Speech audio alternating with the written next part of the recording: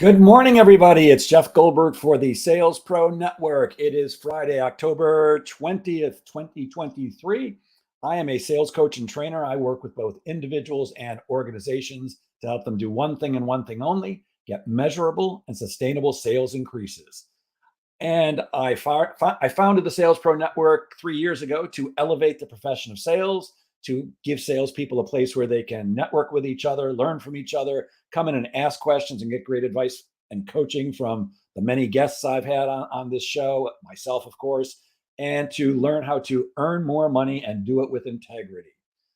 As you know, if you've been with us before, every Friday at 10 a.m. Eastern, I do a live interview with somebody who can add value to the profession of sales, or every now and then we do a live training. Today is going to be a live training because our guest for today on Monday let me know that he wasn't going to be able to make it. I tried to move a couple of people around who are booked for later on, but they couldn't do it either. So I said, let's give a little training today. By the way, we're booked with great guests all the way through May of next year. I've really got a lot of great people coming. So please stay tuned. If you're watching live, please say hello in the comments. If you're watching live on Facebook and have not connected your account to StreamYard, it's just going to say Facebook user, so I won't know your name, so please include that. If you're watching on the replay, please put replay in the comments. And because I'm going to be sharing my screen with you in a few moments, I don't think I'll be able to see the comments during what I'm going to share with you today. However, I will try to check at the end if there's any questions or anything. You guys can always reach out to me directly through the Sales Pro Network on Facebook. You can find me on LinkedIn, or you can always reach me through my website or my email address, which is jeff@jgsalespro.com. Let's see. Somebody says, hi, Jeff. John and I are looking forward to seeing you on Sunday in Patchogue. Well, that must be my friend Jason Collins. They are not only members of the Sales Pro Network and sales professionals, but they also are amazing players in this incredible Pink Floyd tribute band. I have two favorite Pink Floyd tribute bands. One is called Australian Pink Floyd, and this one is called Floyd Nation, and they are absolutely incredible. I am so looking forward to seeing them this Sunday night. If you're on Long Island and you happen to like Pink Floyd, I know there's still tickets available at the Patchogue Theater, so please join me there. Ben Gibbs, good to see you, my friend. Haven't seen you in quite a while. Hope everything's okay there. Good morning, Nancy Monroe, and good morning, Don Levine. So I'm just about to share my screen with you. I'm going to be talking fast today, because not that I don't always, but I'm going to share with you today conversational selling skills. And good morning, Rebecca Murray in Mount Vernon, Washington. And she says she loves Pink Floyd. Yeah, baby, my kind of gal. My daughter, by the way, my oldest daughter, who's 22, loves Pink Floyd too. She's my favorite person to go to Pink Floyd shows with. Unfortunately, she's now living in DC. Well, fortunately, but she's not here to see the great Floyd Nation show this Sunday. So what I'm going to be sharing with you today is conversational selling skills. When I do live training for people, it's normally with an organization with at least 10 salespeople, and sometimes it's a very large organization with hundreds and even thousands. I've worked with companies that you all know of, like Cisco Systems and Siemens and Aramark and State Farm and Citibank, and they fly me around the world to come in and train their people how to sell more effectively, how to prospect more effectively, and I also teach sales managers how to be great sales managers. The program today, Conversational Selling Skills, is the selling skills program I've taught all over the world to tens of thousands of salespeople. This is how I sell. This is how I've taught people to sell. And this is typically done as a 7.5-hour live seminar. So I'm going to condense 7.5 hours into one. I'm not sure that we're going to get through everything today, but I'm going to try to get through as much as I possibly can so I can provide you guys with terrific value. Good morning, John Hill. Good to see you, my friend. And with that, I'm going to share my screen and we will get to conversational selling skills. By the way, this is now available as an online training program. For those of you who haven't joined before, I just released my online training programs about 3 weeks ago. You can reach out to me directly if you're interested in any of those. If you are, by the way, now would absolutely be the time to invest, because the price is going to go up about 500%, I believe, certainly by the end of November. All right, so I'm going to share my screen now, and let's make this full screen. And there we go. So conversational selling skills, because sales is a conversation or a series of conversations leading to help the other person choose to do business with you. And the best salespeople always have three qualities. And it's not what most people think. Most people think salespeople are great when they're the best presenters or the strongest closers. That's not true. Those are both very good things to be. A strong closer and a great presenter is important, but in truth, The best salespeople always have three qualities. And number one, they are the best question askers. Questions are the key to selling, not your brilliant ability to pitch or present, not your strong closing skills. The second thing is they are great listeners. And most salespeople, and I often say this is a technical sales training term, most salespeople suck at listening. We are horrible listeners. We think we get paid to talk. I get paid to talk when I'm training, but not when I'm selling. When I'm selling, I get paid to ask great questions and listen actively to the answers. And we're going to talk about both those things today. And all great salespeople are incredibly good storytellers. They can tell you a story about anything, not just about a great sale they made. And there's a particular type of story that you have to tell when you're selling. And again, I'm not sure if we'll get to that today, but I'll try my best. One of the things we have to do as a seller is we have to create a picture in our prospect's mind of them already having our product or service and being thrilled with it. When we can help them envision that, it brings them much, much closer to saying yes to us. Now, you have to understand that as salespeople, we are communicators, and there are certain communication principles which you have to know. The first one is people tend to respond on based on the way we speak to them. So that's why I always tell salespeople, if you're not in a good mood on a particular day, you had a fight with your wife or husband, your dog died, whatever is going on, that's not the best time to be involved in prospecting, certainly by telephone or selling, because we create the flow of the conversation. For example, if I think that was Jason who typed that in about a Sunday night. If I was calling Jason's company and I wanted to sell sales training to them, but I didn't know who to ask for, and Jason happened to pick up the phone, and I said, "Who the hell am I speaking with?" Well, an appropriate response to that would be, "Well, who the hell is this?" Or an appropriate response would be to hang up the phone on me because I'm rude enough to yell at him and swear. But if I called Jason, not knowing who he was, of course, and said, "Hey, my name is Jeff Goldberg, and I'm with Jeff Goldberg and Associates." By the way, you wouldn't believe how much I had to pay a marketing guy to come up with that name. I'm a sales coach and trainer, and I work with companies like yours. I'm looking to speak to whoever in your organization would be involved in working with somebody like me. Can you possibly please point me in the right direction? Well, he'd most likely be much more pleasant. Go, "Oh, yeah, that's actually me. I'm Jason. I'm in charge here." So we create the flow of that conversation. The second thing is, because questions are the key to selling, whoever is asking the questions is controlling the conversation. And somebody is going to control every conversation. It's either going to be you or your prospect. And if it's your prospect, that's okay with me. But if the prospect leads you to Dallas, which happens to be a very nice place to be, that's not good if where you want to take them is San Francisco. So we want to make sure that we're asking questions that lead our prospect to the right place, which is hopefully to make a decision to choose to do business with us. The third communication principle is if you've been in sales for more than a couple of weeks, you've already heard every objection you're going to hear. I've worked with some very large major corporations, and I've never worked with a single one that really gets more than 5 objections, because people tend to say the same things over and over and over. So the good news is if we can anticipate what the other person is going to say, we should be prepared to deal with that. If you're going to get an objection, you should be prepared with the appropriate rebuttal. So that's good news that there are only a few things that people are going to say to us. I only hear 2 or 3 things if people are going to give me an objection. So that's really great news. And finally, we have to understand that as a human race, we communicate through stories. If you're married, if you've got kids, do they ever get to the bottom line? No, everything's a story. That's who we are as human beings. We communicate by telling each other stories. So if we communicate by telling each other stories when we're selling, we have to be good storytellers too. Now, what you're looking at is the typical sales process. I used to work for a large, well-known sales training company before I opened my own. This is the process we taught there. This is the process that most trainers will teach you. And it's a 4-step process. First, we have to open up the conversation with somebody. We have to get to know them and build rapport with them, because people still buy from people they like and trust. We have to gather information by asking questions. We have to make a presentation and tell people, here's what I'm going to do for you. And then, of course, we have to ask for the business. In other words, close. I actually don't like the word close, because when you close a deal, you're not really closing something. You're actually opening a relationship. But we have to stick with close, because you can't have 2 opens in the process. And close is what we salespeople understand.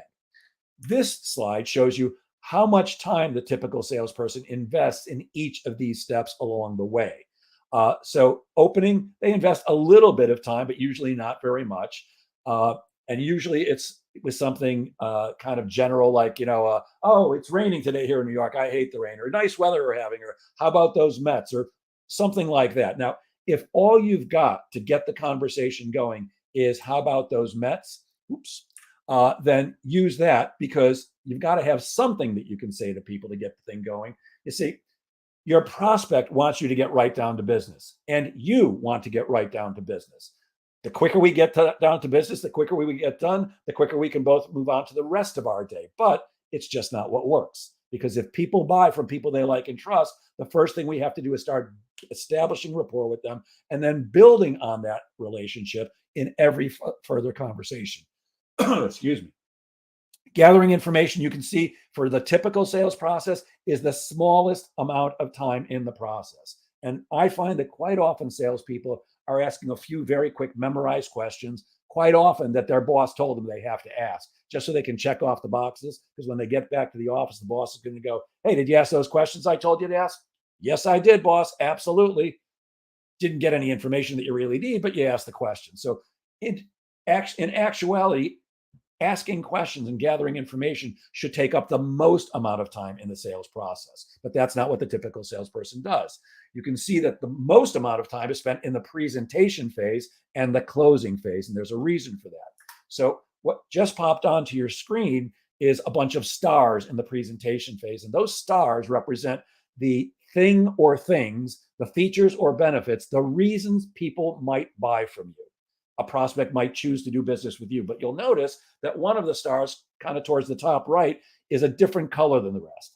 That one star represents the thing that's actually important to your prospect, the thing that makes sense to your prospect. And if anybody's taking notes today, please write down the word makes sense. And the reason for that is we do everything we do because it makes sense to do those things.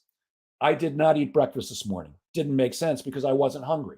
I'm not wearing a suit and tie right now. I don't think you guys can see me anymore. I think you're only seeing my presentation anyways, but I don't wear a suit and tie anymore. COVID changed that for me. It doesn't make sense. I'm doing a training for you guys today because our guest canceled and it made sense. I didn't want to leave you guys hanging. I try to do something every Friday except for a few holidays during the year, so that we have consistency and we're together as a group in the Sales Pro Network. So we do everything we do because it makes sense, including make buying decisions. Now, the reason that most salespeople give a presentation with all those stars in it, which means everything you could possibly tell about you, your company, what you do for people, and all that good stuff.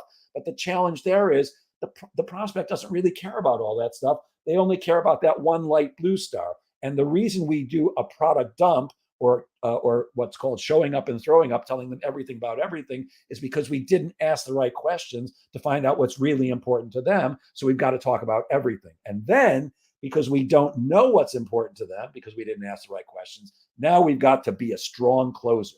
We got to know a million ways to close the deal. If we don't finish it today, eventually we'll get to the point where I share with you the one very simple and straightforward way I teach salespeople to ask for business. And of course, it's the way I do it. Now, this is what I call the conversational sales process, because my program is Conversational Selling Skills. 4 of the steps are still the same. We're going to add in number 3, which is the confirmation step. Quickest and easiest step, takes almost no time, and I very rarely see salespeople do it. I'll get to just a little bit about negotiating too, but you're still going to open, you're still going to ask questions, you're still going to present, you're still going to close. So let's break it down into each one and how I believe would be useful for you to do it. You have to remember that unless people have no other choice, people still do business with people they like and trust. I've been selling for 48 years. It was true 48 years ago, and it's true today.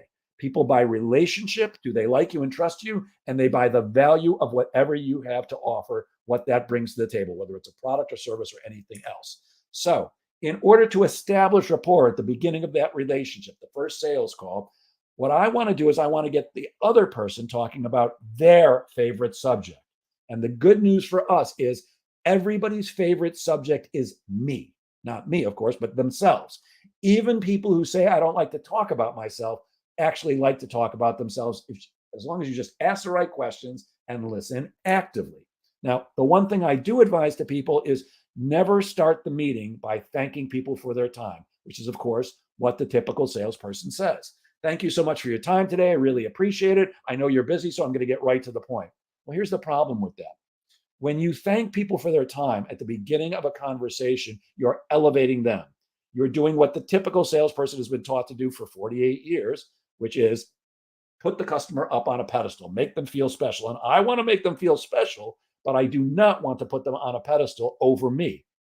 Because if I put the prospect on a pedestal over me, then they're looking down at me. And why would they possibly trust me to come in and train their sales team or coach somebody or do any of the other things I do unless they respected me?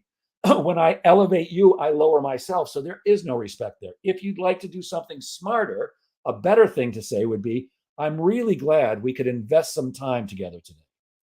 Word choices are incredibly important when selling. One word can be the difference between closing a deal and not closing the deal. And when you use the term, I'm really glad we could invest some time today, what the word invest brings up in most people's mind is, oh, an investment. Well, there's typically a return on investment. So it's a much smarter way to start the meeting.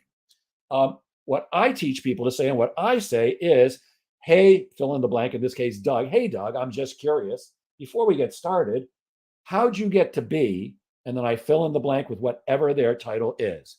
I'm just curious, before we get started, how'd you get to be the vice president of sales here at Cisco Systems? How'd you get to be the president of Aramark? Whatever the person is, how'd you get to be the procurement? Whatever the person you are talking to is, ask them how they got to be that.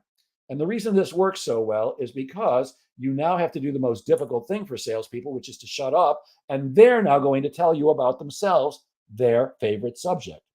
What I find typically when I'm selling sales training, one of the things I offer, I only sell that to 3 titles: president, CEO, or VP of sales, VP, EVP, SVP of sales. And what I typically get when I ask them, hey, Bob, I'm just curious before we get started, how'd you get to be the vice president of sales here at Cisco? I get between 4 and 7 minutes of them talking about their favorite subject themselves. And it's usually their resume. Well, I went to school here and then I got a job there and then I got a promotion and then I got recruited away and blah, blah, blah, blah, blah. And all I'm doing is paying attention and listening, because what happens on an unconscious level in your prospect's mind, when you're paying attention to them, first of all, they feel special. And I want my prospect to feel special because most people don't feel special most of the time. So I want them to feel special. And I'm listening very carefully for what they're telling me about themselves, because I want to learn that. They like it when you're listening to them and they start to feel good about you. What happens on an unconscious level is they start thinking, this guy Goldberg, he's not the typical salesperson. He didn't come in and thank me for my time, and he's actually interested in me.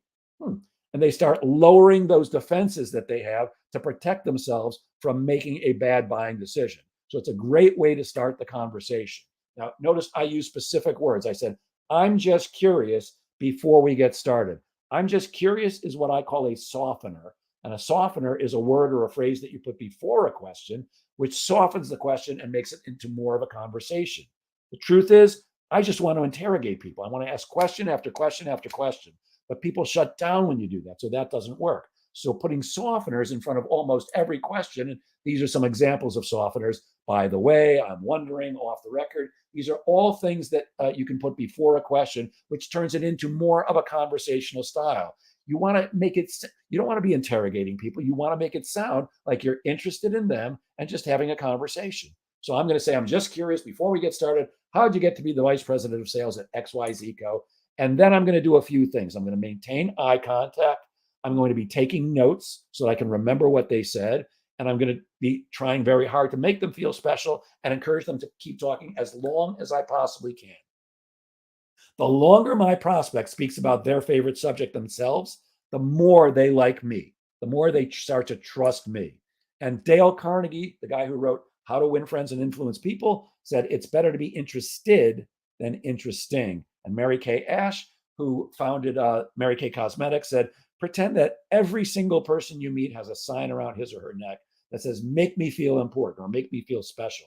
Not only will you succeed in sales, you will succeed in life. So that's how we start the conversation and establish rapport. The next thing we want to do is ask questions, and I want to ask a lot of questions, but I have to gain the right to do that. Now, my feeling is when somebody agrees to meet with me, to discuss my offerings. I have the right to ask questions, and they pretty much expect me to ask questions, but I want to make 100% certain I have that right. And I have a feeling, I have a theory, in other words, that if you ask me a question and I answer your question, I now have the right to ask you questions too. And that's exactly what I want to do. So, what I do is I get my prospect to ask me a question so that I can answer it and then have the right to ask questions too. And the way I get the right to ask questions, or the way I get them to ask me a question, is after they're done telling me about themselves, I'm now going to say something like, would it help if I go first? Or would it help if I tell you about my company, or anything like that? Now, here's the great thing about this. If somebody's agreed to meet with you about your product or service, and you say, would it help if I tell you a little bit about my company? What do you think they're going to say? Well, they're going to say yes, absolutely, because that's why they think you're there. And they think they're about to hear your pitch. They think you're about to tell them everything about everything that you can do for them, what you want to offer them. You are not, you're not going to do that, but that's what they think. So what I'm getting them to do is ask me a question so that I can then answer it. And in fact, they're not even really asking me the question. But when I say, would it help if I tell you about my company? And they say yes, in essence, they've asked me, what is it about your company? And I'm now going to answer that really unasked question with my brief commercial. Here, I really do want to interrogate people, but that's going to shut them down. So I'm going to answer their unasked question by telling them about my company. Now, some people call it a brief commercial, an elevator pitch, or a 30-second commercial. You have to have one when you're networking with others to get referrals, and it's important here in the sales process. This is not when you're going to tell them everything about everything. It's not your presentation. This is just a little bit about who you are, who your company is, and most importantly, how you help people or organizations like theirs. That's what your prospect is listening for here. They want to know, what can you do for them? There's an old sales acronym, WIIFM. We called it the WIFM. Me. And your prospect is listening to every word you say, filtering it through that thought of, so what's in this for me? So in order to develop your brief commercial, you've got to be able to answer these two questions and then fill in the blank of the third one. First, what is it that we sell? And when I say that, I mean, what do we really sell? Second, what makes us different? And third, while we're not typically the least expensive option, assuming you're not, and very few people I meet are, while we're not typically the least expensive option, people choose to use us because, and then you fill in the blank at the end of that. So I want to give you an example. Of all the industries I've worked with to train salespeople and sales managers, it would be pretty hard to find an industry that I haven't done work in. But the one I've done the most work in is training people who sell advertising. I did not go after that on purpose. It's just worked with a couple of companies. They referred others that refer others that refer others. So when I'm in a room full of advertising salespeople, training them on how to sell more effectively, and I'm asking a room full of advertising salespeople, what do you sell? I guarantee you they're going to say, I sell advertising. But it's not. It's not what they sell. Advertising salespeople do not sell advertising. Advertising salespeople sell making the doorbell ring, making the cash register ring. Advertising's job is to bring prospects to you so that you can then sell them. But advertising is not what they sell. People buy what things do, not what they are. So what we want to make sure that we understand when we're giving our brief commercial, and in order for you to develop an effective one, you really have to understand what it is that you bring to the table. And most importantly, what that does for other people. In other words, the benefits or the value that you have to offer. I want to briefly touch on another subject, and that is, I can't tell you how many times salespeople have told me, Jeff, if my company would just lower the prices, we could sell a lot more stuff. Duh. Of course, if your product was cheaper, you might sell more stuff. Although there is certainly a reality that we should all understand. Most people place more value on something that's more expensive than less expensive. But we almost all think that our prospects are looking for the cheapest price. We think it is salespeople, and the prospect thinks they're looking for the cheapest price too. But in most cases, they are not. They think they are, but they are not. Now, I'm going to qualify that by saying, I'm well aware there are some people who will cut you off at the knees for a penny, but that's not most people. We're not really looking for that. I can tell you this for sure. Nobody that hires me to work with their team or them individually on a coach, none of them are looking for the cheapest sales trainer or sales coach. I know what they're looking for. They're looking for the best sales trainer or the best sales coach they can possibly find at a number that they feel is reasonable and that they can actually afford. The example you're looking at on your screen right now is a 1980 Honda Accord. Now, Honda Accords are great cars. They run forever if you take care of them. They're very comfortable. They're not very sexy, but they're very cool. I've had a Honda Accord in the past. You can pick up a 1985 Honda Accord for about $500, maybe even $300. Could be a couple pennies more or less, but really cheap. However, I think we all know that lots of people drive brand new Mercedes and other, expensive cars. And when I'm in a room full of salespeople, I will always ask, which of you is driving a really nice car? And, salespeople often have big egos, and there's always at least a few who can't wait to raise their hand and tell me they're driving a Mercedes SL 500 or something like that. My question is always, why did you spend $95,000 for a car when you could have spent $500 for a car? And my point is not that they wasted their money. My point is that the Mercedes owner sees $90,000 more value in a new Mercedes than a $300 used Honda.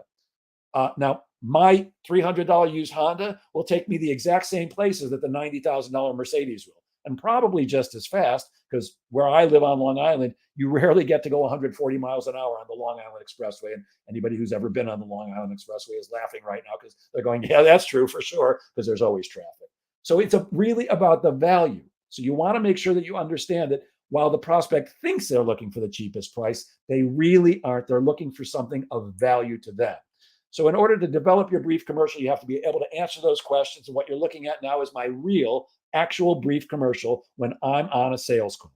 When I say to somebody, would it help if I tell you a little bit about my company? And they say yes, I'm going to say these words that you see on your screen right now.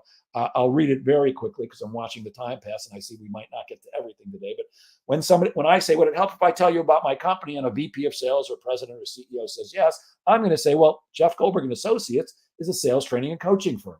We work with organizations just like yours to help you achieve measurable and sustainable sales improvement. Now, we work with both your sales reps and their managers to help them get more appointments with decision makers, shorten their sales cycle, and close more business more profitably.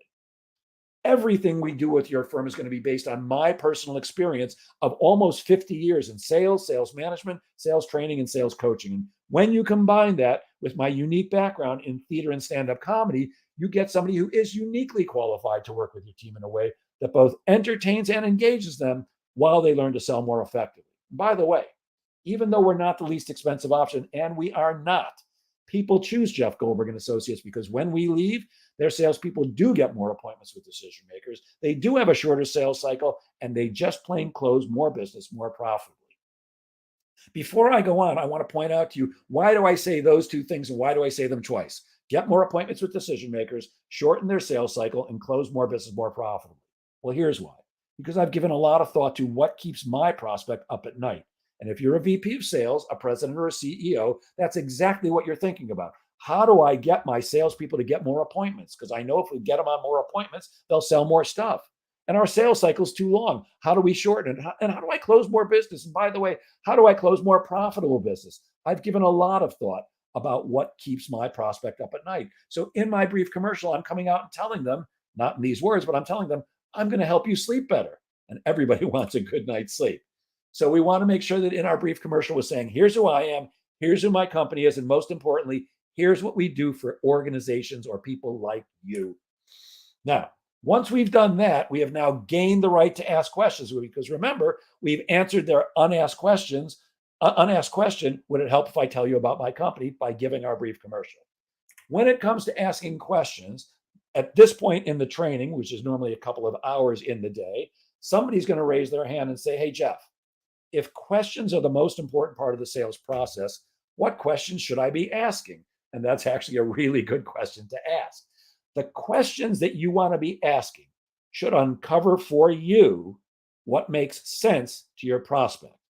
I'm going to give you an example in a few moments, which is going to make this crystal clear, I promise. Remember, we said earlier that people do everything they do because it makes sense to do those things, including buy stuff. So what we want to find out is, regarding what we have to offer them, in my case, sales training or sales coaching or online sales training programs, what makes sense to them regarding training their salespeople. I'm offering to make their salespeople better by training them in whatever methodology I'm using. So I need to find out, how do they train their salespeople now? Because that's what makes sense to them. Whatever you're doing now or whatever you've done in the past is what makes sense to you. Otherwise, you'd be doing something different.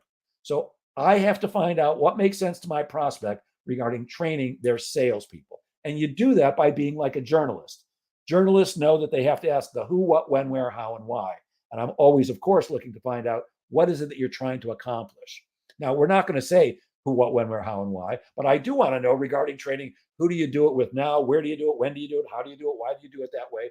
Because my presentation, when it's time for me to give it, after I've gathered all my information and made sure the information is correct, is going to sound kind of like this. Here's what you're doing now about training your salespeople, and here's how Jeff Goldberg and Associates can help you do it better. Because when I show you a better way, it should make better sense to you. And if people buy because it makes sense, and they do, then when I show you a better way, you should become my client. Does that mean I close everybody? Absolutely not. Nobody does. But I close a lot more people than if I was using the typical methodology, which is, thank you so much for your time. Here's why Jeff Goldberg and Associates is the greatest training and coaching firm in the world. Way more business closed by doing it this way. So in my particular case, here's the example that I want to give you to make it clear. Let's say I'm selling to a VP of sales named Robert. I want to find out what makes sense to Robert about training his salespeople. And what makes sense to him, again, is whatever he's doing now to train his salespeople or whatever he's done in the past to get them trained. So I'm going to ask a question like, hey, Robert, I'm just curious. When a brand new salesperson joins your team, what kind of sales training programs do you have in place to get them up to speed? Then I do the most difficult thing for salespeople to do, which I hope at this point you all know is shut up, just stop talking. And I'm going to let Robert explain to me what kind of training he has for his brand new salespeople. Now, I need to know whatever answer Robert gives me, but I have no stake in any particular answer. I don't care what he tells me. I just need to hear what it is that makes sense to him. Now, Robert might say, well, Jeff, we don't train our salespeople at all. That's why we wanted to meet with you. In which case, that means up until now, it made sense to Robert to not train his salespeople at all. Or he might say, we have them read books. We have them go to a seminar. We have them watch YouTube videos. It almost doesn't matter. I mean, I need to know exactly what makes sense to him, but I don't care what he says to me as long as I find out when he has a brand new salesperson and they start on his team, how does he get them trained initially? And then after Robert explains that to me, I'm going to ask this question. Well, Robert, out of curiosity, once somebody's been there with you a while, excuse me, maybe they've been on board 2, 3, 4 months. They're not killing it yet. Maybe they've fallen into a couple of sales. What kind of training programs do you offer to make them get to the next level? And then again, I'm going to shut up, and Robert's going to explain to me how he trains not his brand new salespeople, but still fairly new salespeople to make them more effective in selling. And then I have a million more questions. Well, not really a million, but a lot more questions behind those two, all designed to tell me one thing. What makes sense to Robert about training his salespeople? Because when I know what he does and I show him a better way should make better sense, and he should become my customer. I also love asking future-based questions. And my favorite one to ask is, hey, Robert, let's say that you and I decide that we're going to work together. Notice I did not say, let's say you decide to work with me. I'm talking like making this sound like we're a partnership. Hey, Robert, let's say you and I decide to work together. And in 6 months, we're sitting here in your office and we're just chatting. What would have to have happened in those last 6 months for you to say to me, wow, I am so glad I decided to work with you, Jeff? When Robert answers that question, I know exactly what he's looking for. He's telling me, here's what success looks like.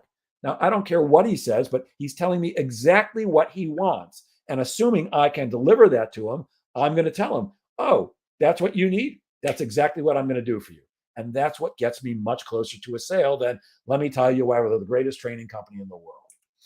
Asking the right questions and then listening actively to the answers is the key to effective selling and to you increasing your income.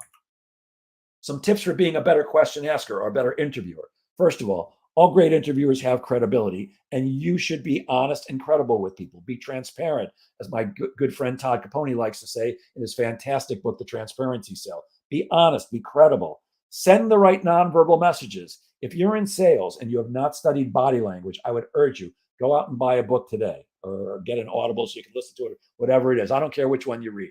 There's a bunch of great ones, but the thing about body language is, assuming you can see the person over the phone, of course, that doesn't matter. Zoom, it's not as good as being in person, but you can still see some body language. And even people who have not studied body language know certain things kind of inherently. Like most people realize that when you cross your arms, you're shut down. Now, when you cross your arms, it could just mean you're more comfortable that way, or it could mean you're cold and you're warmer that way.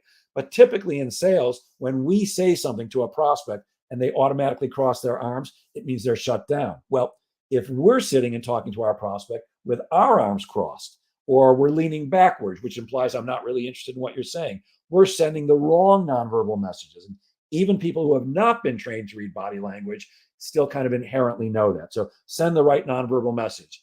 Be genuinely interested in what you're asking them, and most importantly, the answers they're giving to you. Remember, it's better to be interested than interesting. Always start out with easy to answer questions first, and then get to the more difficult things that are going to make them think more later on. Like the first question I really always ask on a sales call is, hey, Robert, I'm just curious, how many salespeople do you have on your team? Excuse me. The reason I'm asking that question first is because for Robert, a vice president of sales, that's a very easy question for him to answer. A VP of sales knows how many salespeople they have. And the reason I want it to be an easy question to answer is because when someone gets the answers to a question right, they feel good about answering the questions. And that's exactly what I want Robert to feel. I want him to feel good about answering my questions so I can ask as many as I need to. So easy questions first, questions that are going to take a little more thought on Robert's part afterwards. And always come in with a plan. What questions am I planning on asking today? One of my pre-meeting things that I do is I always ask myself this question. What information do I need to get today in order to consider the sales call successful? Well, when I know what information I need to get today, I now know what questions to ask, and I walk in with a plan to ask them. If somebody says something to you, answers your question, and you don't understand, ask for clarification. I find salespeople often don't want to think like they don't know something. It's fine to not know something. Ask for clarification. And when somebody asks you a question, you don't have to react instantaneously. The most intelligent people I know, and I know some really smart people, they're thoughtful people. So there's nothing wrong with somebody asking you a question, you taking the moment and then giving the answer. Use both open-ended and closed-ended questions. For any of the audience who does not know the difference, an open-ended question cannot be answered with the words yes or no.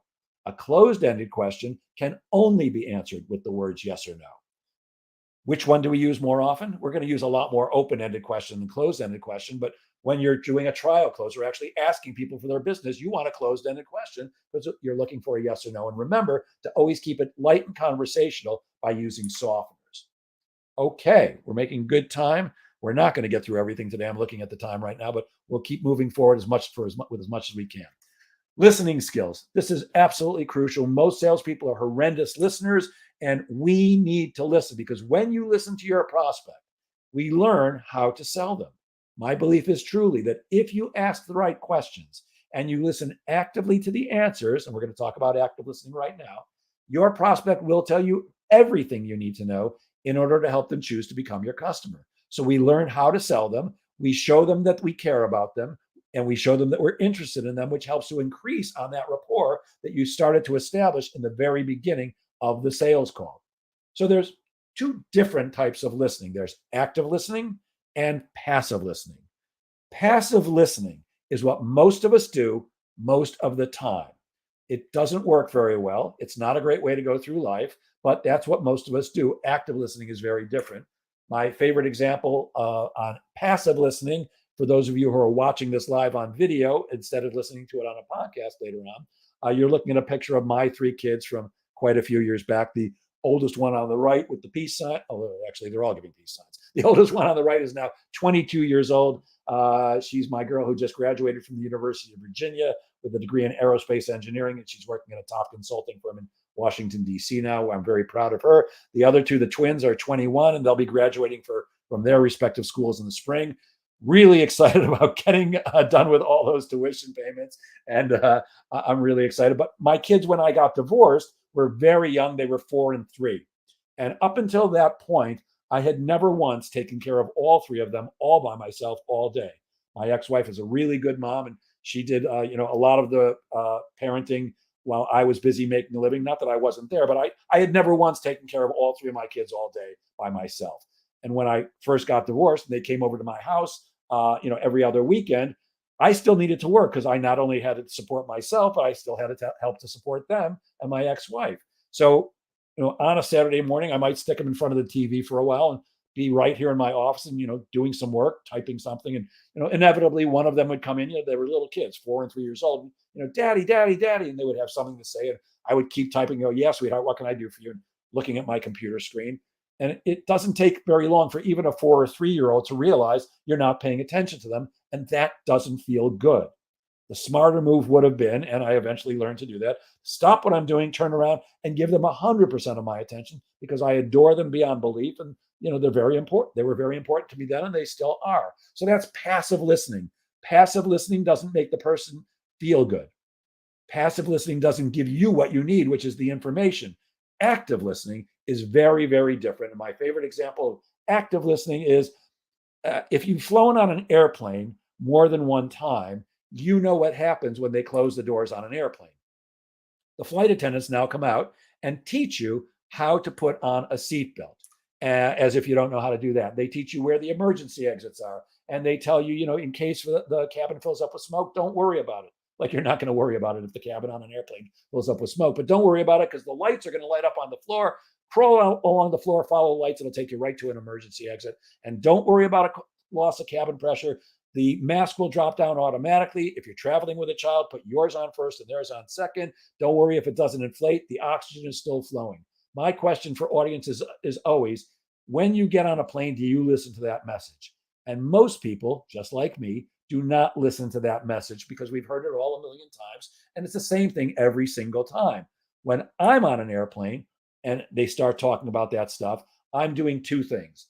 I'm typing really, really fast because I know any minute now, a flight attendant's going to come along and tell me I have to put away my laptop. And the other thing I'm doing is I'm praying. It's not that I'm a religious person, but I'm praying that the plane takes off on time because they don't bring that drink cart around till you get up to 35,000 feet, and I'm waiting for that. So active listening is very intentional. Imagine now we're all on a plane together. I live on Long Island, so we take off from JFK Airport. We're all flying to London. We're halfway over the Atlantic Ocean, and the pilot comes on with the pilot-y voice that they all have. Says, "Good afternoon, ladies and gentlemen. This is your pilot, Robert, speaking. We're cruising at 550 miles an hour. Our estimated time of arrival in London is 7:43 p.m. We're about halfway there right now. If you look out your left window, you'll see the Atlantic Ocean. And if you look out your right side, well, that's the Atlantic Ocean too. Anyways, I'm communicating with you to let you know that we're experiencing a little difficulty. Both wings just fell off." Now, if both wings just fell off the airplane and your airplane starts plummeting towards the ocean at 550 miles an hour, but the flight attendants come out first to re-explain the safety procedures, are you going to listen differently? You bet your sweet rear end that you are, because now your life depends on it. Active listening is listening as if your life depends on it. When you're selling, does your life depend on it? No, but your livelihood does. So it is crucial to become a much better listener, an active listener. Active listeners are intentionally focused on the other person and what they're saying so that they can truly understand what they're trying to say. You know you've been actively listening if you can paraphrase back to the person you are listening to what they told you. And here are some tips for being a better listener, or some characteristics of active listeners. First of all, active listeners are listening and they're mentally summarizing what they're hearing and they're weighing it against the evidence of what they already know to be true. Active listeners are listening to tone of voice. They fight distractions. They concentrate. They focus on one thing and one thing only, listening to the other person. Active listeners take notes quickly and they organize them in a way that works for them. The thing is, every moment that you're taking notes, you can't be actively listening because you can't really do two things at once. You can kind of hear what the other person is saying while you're taking notes, but not fully. So you want to take your notes quickly so you can go back to listening.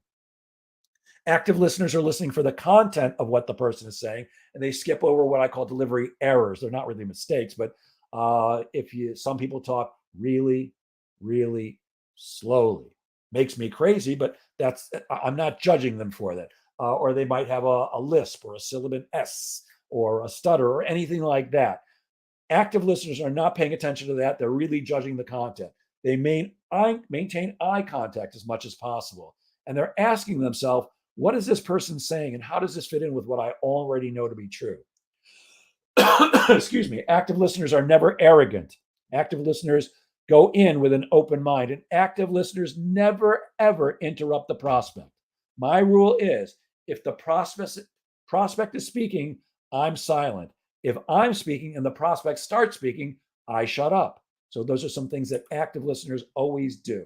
It's crucial that you become an excellent and active listener. Step number 3, just checking the time. Good, we got a few more minutes here. The confirmation step is the quickest step and the easiest step in the sales process. Almost never see salespeople do it, but it's crucial. If you skip this step, I think you're making a big mistake. The confirmation step really only means you've gone through your sales process, you've asked a bunch of questions, they've given you the answers, and then you're going to paraphrase it back to them by saying something like, if I heard you correctly, what I think you told me is, and then you're going to give them the details. So in my world, it might be you have 25 salespeople. They're not very good at getting appointments. They need help with that. They can sell, but they can't close. They can kind of take people halfway through the process, but they're really bad at getting people to pull the trigger. And then I'm going to end that with, is that about right? Or was I listening well? Or are we on the same page? Anything like that. Excuse me. The good news is, whether you are right or wrong, whether you were listening well or not, you're still going to be okay, because if you listen correctly, feedback the information to the person, they're going to go, yeah, that's absolutely right. In which case, you've got good and valid information on which you can base your presentation. Or if you are incorrect about some of the things you think you heard, like if my friend Jason was the VP of sales and he told me he had 25 salespeople, and when I was feeding it back to him, I said, Jason, if I heard you right, I think you said you have 20 salespeople. Jason's going to go, no, I said 25. And why would Jason do that? Well, because if I'm wrong and Jason corrects me, Jason is right. And Jason loves to be right, don't you, Jason? In fact, we all love to be right. So either way, you win. Either you get confirmed that you've got good information, or you get the correct information on which you can now base your presentation. And in every presentation, there are 4 elements that are crucial to making an effective presentation. The first one is enthusiasm. Now, if you aren't enthusiastic about what you have to offer somebody, why would they get excited about it? And people who don't get excited about your product or service do not part with their money. Now, you don't have to be over the top. You don't have to be a radio DJ like, hey, it's Jeff in the morning with your news and traffic next. You don't have to be that guy. And I speak very enthusiastically. The way I'm speaking to you right now, this is not an act. This is not my business voice that I use when I'm training. This is just who I am. I'm a natural cheerleader. I'm an excited person, which, by the way, does not work for everybody. Just ask my ex-wife. She didn't love that all the time. But there are many ways to express enthusiasm. One is to speak enthusiastically like I do. But if you're not typically an enthusiastic person, one way is raising the volume. Typically, an increased volume sounds like enthusiasm. Increasing the rate at which you're speaking, the speed, that sounds like enthusiasm. Or if you're more of a calm and sedate person, you can simply say something like, I'm really excited about what we've put together for you, and I know you're going to love it. That's enthusiasm too. So we're always going to use enthusiasm when we're presenting, and we're going to discuss the features of what we have to offer and the benefits of what we have to offer. Now, when I'm doing live training, I always take a pause here, and I ask an audience, who can tell me the difference between features and benefits? Not the features and benefits of what you have to offer. Just give me definitions. And highly experienced salespeople usually struggle with this greatly. So features are what something is or what something has, and benefits are what something does. If you haven't been paying attention up until now, please pay attention to this, because this is a crucial concept. Features are what it is or has, benefits are what it does. People buy what things do. So if we salespeople are focused on presenting the features, which is what the typical salesperson does, and we're not explaining clearly the benefits, what that thing will do for the prospect, then we're missing the boat. We're getting further and further away from a sale. People always buy what things do for them. And for those of you who are watching this live, you're now looking at a picture of my car. My well, I have the same car. That's not really my car. That's a car in a dealership lot, but you're looking at a Jeep Grand Cherokee Limited. Now, I'm actually on my third Jeep Grand Cherokee Limited because I really like these cars. And when I got my first one, I am the kind of guy who reads the manual from cover to cover when I get a car. And I'm reading the manual the first time, and I come across the fact that my Jeep Grand Cherokee has heated seats and a heated steering wheel. Now, I had never had a car before with heated seats and a heated steering wheel, and I didn't want to pay for it. So I immediately called my car broker and I said, "Hey, Bob, it's Jeff Goldberg. Hey, I'm reading the manual here." And he goes, "You're what?" I'm like, "I'm reading the manual. I want to know how the car works." He goes, "Okay, what can I do for you?" And I said, "I see this car came with heated seats and a heated steering wheel." He goes, "Yeah, it did." I'm like, "Did I pay extra for that? Because I didn't order them and I didn't want them." He goes, "No, you did not pay extra for it. It came as part of the package that you bought." I'm like, "Are you sure I didn't pay extra for them?" And he said, "Absolutely not." So I was very happy. Now, when I got my second Jeep Grand Cherokee, I made 100% certain that I got it with heated seats and a heated steering wheel because I live in New York and in the winter it gets a little bit chilly. And I very much like having heated seats and a heated steering wheel. But here's the important thing to understand here. I don't really care about having heated seats, and I don't really care about having a heated steering wheel. Now, I just told you two opposite things. One is I will only order cars with heated seats and a heated steering wheel. And the other one is I don't care about having heated seats and a heated steering wheel because I don't care about what the is or has. I don't care about the feature, the heated seats and the heated steering wheel. What I care about the benefit, and the benefit of a heated seating or a heated steering wheel is when I get in my car, my hands and my rear end get to be warm. That's the benefit. Uh, that's what I'm looking. That's why I have a remote start on my car. I can stand in my living room, point it at my driveway, press a button, and get in my car 10 minutes later. My hands are warm, my butt is warm, everything's warm. It's the benefits that people buy. So we want to always make sure that we're talking about the features of what we have to offer, but we're tying them to their corresponding benefits. And the easiest way to do that is when you talk about a feature, you end that with, "And here's what that means to you," or "and here's what that does for you," and here's how that helps you. Because everything that comes after those phrases is going to be the benefit, the what's in it for them. And that's all that your prospect is listening for. So we're going to use enthusiasm. We're going to talk about features and benefits, and we're going to tell a story, which I call a verbal reference story. Remember earlier I said there are three characteristics. Great salespeople are great storytellers, great listeners, and great question askers. Well, this is the story that you should be telling when you're selling. And a verbal reference story is a story about an other client of yours, similar to the prospect that you're speaking to, who by working with you lived happily ever after. Story about somebody else like your prospect who did decide to work with you and ended up really being happy about it. The reason, whoa, sorry, my dog just sounded like he was choking. The reason we need to tell a verbal reference story is because of the way brain science works. The way brain science works is when we are making a buying decision, the brain goes to the negative first. It starts considering all the reasons why we might not want to make a buying decision. Like, what if I make a mistake? What if I hire Jeff Goldberg, pay him a bunch of money, and he takes up my salespeople's time and sales don't increase, or we don't have more appointments with decision makers, or we don't have a shorter sales cycle? What if I make a mistake? And the brain wants to protect you from making mistakes. So this is not good or bad. This is not right or wrong. It's just the way the brain works. And as salespeople, we have to understand that. So we have to help our prospect get past the fact that their brain is telling them, maybe you shouldn't do this. This might not be a good idea. And when we tell a verbal reference story, it's helping your prospect get past that what if I make a bad decision thinking. You see, I like to envision that the prospect has built a brick wall between us and them. And on our side of the wall, they've hung a sign that says, "I'm not buying anything. And if I do buy something, it's sure not going to be today." Well, we have to break down that brick wall, but we can't break it down for them because we're lying, scumbag, thieving salespeople in their mind. They have to break it down themselves. And when we tell them a verbal reference story about somebody else like them who did business with us and lived happily ever after, they start changing from that automatic thinking of, what if I make a mistake in doing business with this person? And it starts switching to, oh, well, somebody like me did work with Jeff Goldberg and it worked out well. Maybe it'll work out well for me too. So a verbal reference story is crucial in every sales situation. And it starts with, your situation reminds me of XYZ. And then you describe the situation what you did for them, and of course, it has to have a happy ending. So in my world, it might sound like this. Well, gee, Jason, your situation reminds me of XYZ Co. They also had 25 salespeople. They couldn't get appointments to save their lives, and they sucked at selling. They weren't closing business almost at all. In fact, they were concerned about going out of business. So what we did was we did a 6-month program.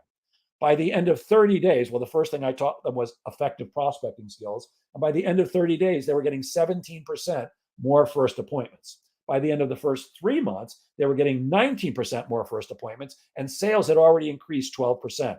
And by the end of the 6 months, not only were sales and appointments up, but the profitability per sale was also up 27%.